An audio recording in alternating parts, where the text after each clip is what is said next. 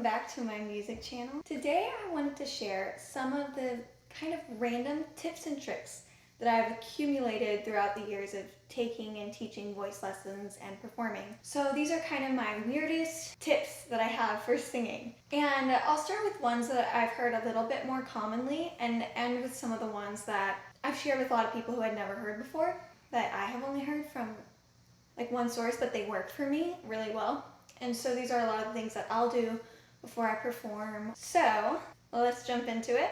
First thing, this one is especially helpful if you have stuffed up sinuses, and to kind of help with getting all of that gunk out is using steam. So I have a little steam machine. I've left it back in Austin, Texas, which is very unfortunate, but steam is so helpful with just kind of lubricating your vocal cords and also opening your sinuses up to let all that stuff out. So since I've left my machine at home, another thing I'll do is I'll take a hot shower before I perform or have to sing. Just try to inhale as much of that steam as I can. So that's the first tip. It's fairly commonly heard, but if you're new to singing, maybe it's something that you haven't thought of before. So the next one is something that I have found works for me and has helped my students a lot, and that is stretching before I sing. So singing engages your whole body, not just your vocal cords and this area. So to loosen up, it can be really nice, especially before performing, because you can also take a minute to kind of focus on your breathing if you're nervous or something like that. Yeah, getting your whole body ready to support your voice. It's important to really ground yourself all the way down to your feet when you're singing. Kind of weird to think about, but it's true. And so I'll do a couple of stretches, mainly kind of arm circles and things, and I'll really focus on my neck, of course. And I will have students do this if I notice that they seem kind of tight when they're singing or they're pushing a note out.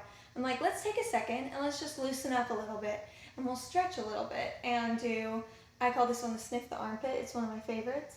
And then you reach your other arm that way and it just stretches all along right here. And that one is one of my favorites. That's tip number 2. Tip number 3 is something that I had completely lost my voice before I had a show, and it was a show to celebrate my first single release. So it was important that I did it, but my voice was completely gone. And so one of my mentors named Iggy Vaughn recommended this tea for me. I'm gonna go get it real quick. Okay, this is the exact tea. She sent me a picture and she said, drink this with no honey or added sugar or anything. And I did it, and my voice was fine for the show.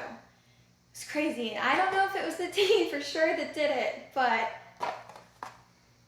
all I'm saying, I call it my magic tea because it's, I don't know, Tazo, is that how you say it? Passion tea. And I don't know if it has anything specifically for your voice or anything in it. It's like hibiscus flowers, licorice root, orange peel, rose hips, whatever that means. But it saved me. And so I always recommend this tea to people, to singers specifically. I drink this so much, and it tastes really good. Yeah, magic singing tea. My 4th tip, this is something I used to do. My other mentor, Carrie Koiser, when I was younger, told me about this stuff. It's called Entertainer's Secret, and I don't have it with me anymore, but I'll do a little picture of it or something. I think I saw that Sabrina Carpenter uses this too, so it's probably a little bit more well known than I realized, but I didn't know anyone else who's used it before. And you just spray it onto your throat, and it just kind of like honey, just kind of lubricates it. And that really helped me a lot when I was younger. I haven't used it in a while. I rely mostly on my magical tea now, but this stuff is pretty good. Number 5, my final tip. This one was so weird to me, and I didn't know this was a thing, and I barely heard people talk about it.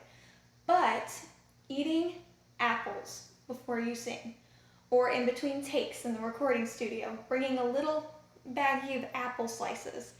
Apparently what it does is it helps with mucus that has developed on your vocal cords, and it helps clear that all out.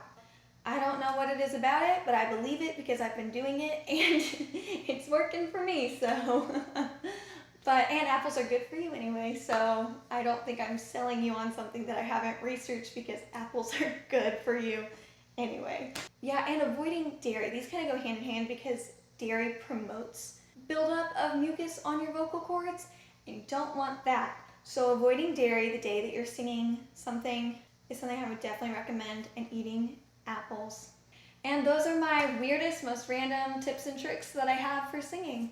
I hope you enjoyed this video. There's lots more where this came from, so feel free to subscribe. Yeah, follow along. I also post cover songs and some of my original music that I have written, and lots of singing tips and songwriting tips and things like that. So yeah, I hope I see you next time. Bye!